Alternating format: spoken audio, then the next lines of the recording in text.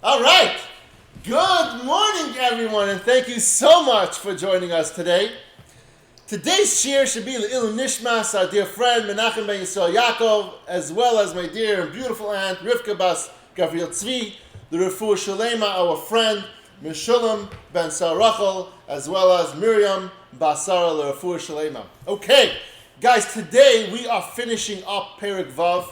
Perek Vav, as we know, we talked about the absurdity of a person asking Hashem for a security deposit, meaning that Hashem asks us, and we ask Hashem that please give me my livelihood first, and then I'll do your will. I'll do davening, learning, mitzvahs, all that fun stuff. And today we're coming on the closing end of it. We're going to learn the seventh of the last of the seven refutations as to what we tell this person who has this thought process. Now the Hashavi, and the seventh reason as to why this is a very, very backwards way of thinking is ki hamamashkenes chaveroi, that one who takes a security from his fellow. Eino mimashkenoi ela al acha shehu yochel lamalo masha mishkenu ba'avuram mehen ha'olam. He will not take a deposit unless he's able to deliver the merchandise that he promised this person. Right? However,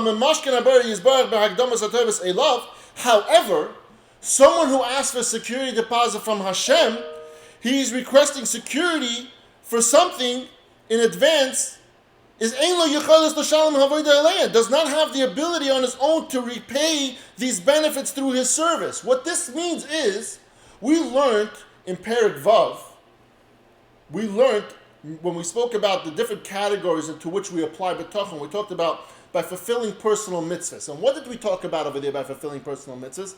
There's two parts, well there's three parts really, but the two parts we're discussing over here today is, there's the bechira, the will to do that mitzvah, and then there's the physical act. And we said that God gives us bechira. We have a right to choose, that we do have. But the physical act of carrying out that mitzvah, that we don't have the ability to do on our own, that we need Hashem's help with that.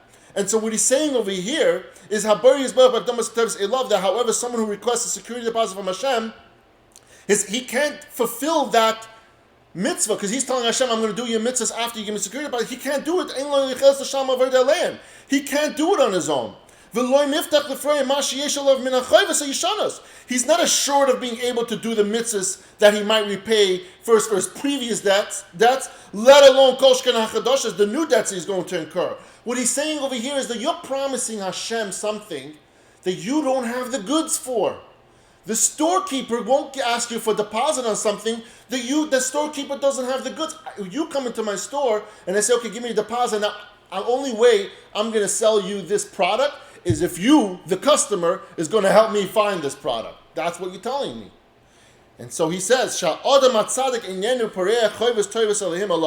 this is because even the righteous person cannot do mitzvahs and to repay the debts for Hashem's goodness that he gave us, unless Hashem helps him do them. And again, it's going back to what we spoke about before. That is the seventh reason. Now, before we finish that, he says over here that that one of the Hasidim once said, he said that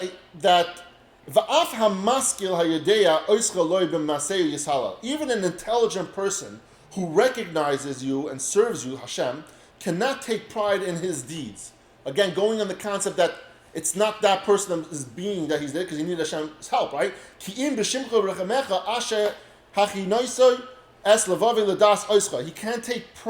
take pride only in being associated with your name, your mercy, through which you have enabled his heart to recognize you. We take pride in the fact that we are part of Hashem, that we associate with his brand, right? We're taking his branding and we're running with it. We're using his brand recognition for ourselves. Because it says over there, for only through you, Hashem, do all the seed of Israel attain righteousness and glory, to all the Yidden.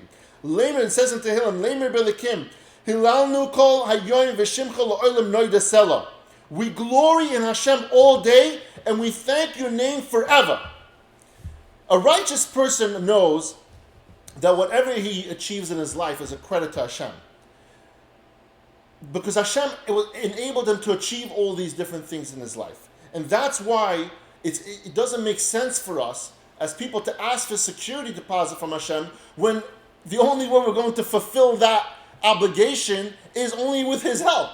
So if only with Hashem's help we fulfill this obligation, how do we go and ask the person, how we ask Hashem for that security deposit? The same way we wouldn't ask a person for security deposit if we then have to go to them to seek them to help us. And he says over here, one last piece over here. He says, we thank your name forever. He says, this pasuk that we spoke about before was from the Sad Yugan. And he says he puts it in his tefillah every single morning. But it's not something that we say every single day. But he shows over here that we actually speak every single day in our tefillahs. He says we start off with shachas. We say the matovu. It says, "Vayni b'roiv kasdecha ove v'secha ashtach v'elecha kachka v'yosecha." It says, ask for me through your abundant kindness. The person says to Hashem, through your abundant kindness, I will enter your house. We'll come there to daven every single day. And I'm going to throw myself towards your holy sanctuary in awe of you. Basically showing Hashem that because you're so good to me, I'm coming over here to say thank you to you. He says even further, he says, by Moedim Darabanan, we say, Moedim anachnu lach, al shanachnu moedim lach.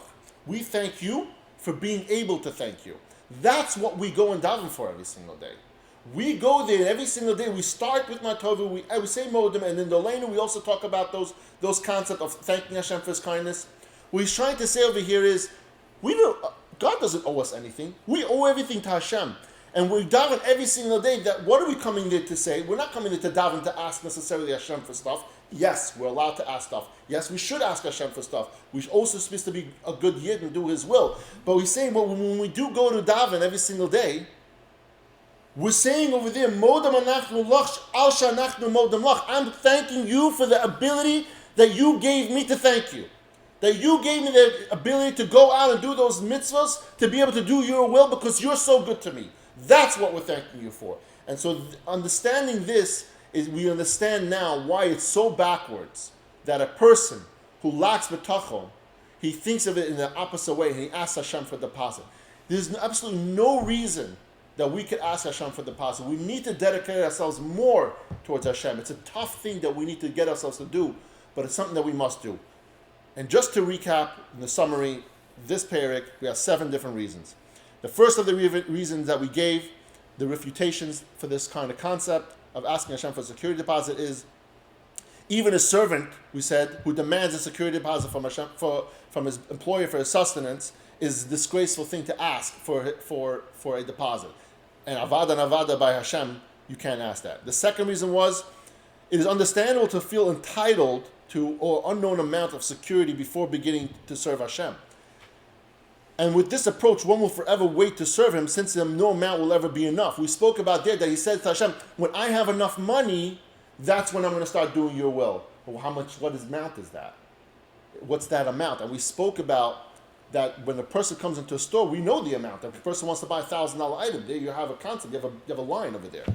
The third one is that person is already indebted to Hashem and is not capable of paying his debt. We spoke about that we owe everything to Hashem, and we even said over there that if we took all the zechusim from every single yid in the entire world and gave it to one person, it would still not be enough to pay off their debts.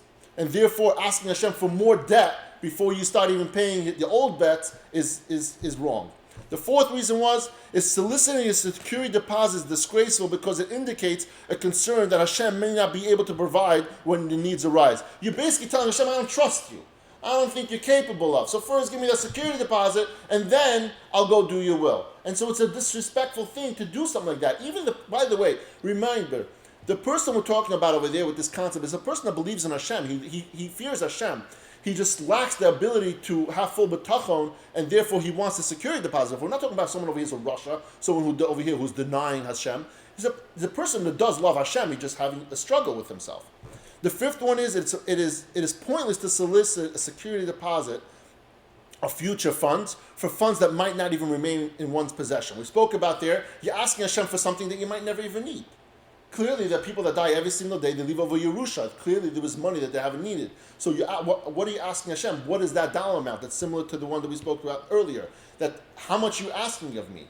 You might not need that. You might not live to see tomorrow. You're asking me for 100 million and a million a year for 100 years. Maybe you only live 50 years. You only need 50 million. There's all those different concepts. The sixth one is, since Hashem is so generous that He showers us with kindness every single day, even before we earn any reward, right? We spoke about that from when a person is born, Hashem already showed him kindness. And so so it's ridiculous to ask Hashem to give him a security deposit for something that He's already been giving you. First, go do what you're supposed to do. And the seventh we learned today. A security can be requested only from someone who has the ability to deliver the item that the security represents. But when we don't possess the goods to produce what we promised, we don't know if we're going to be able to physically be able to continue our life and fulfill God's will. How could we ask for security deposit from this? Thank you everyone for joining us today. I'm so excited for next week to start, for tomorrow, Mitzvah Hashem, to start on Perek Zion. I love you all and have a great day.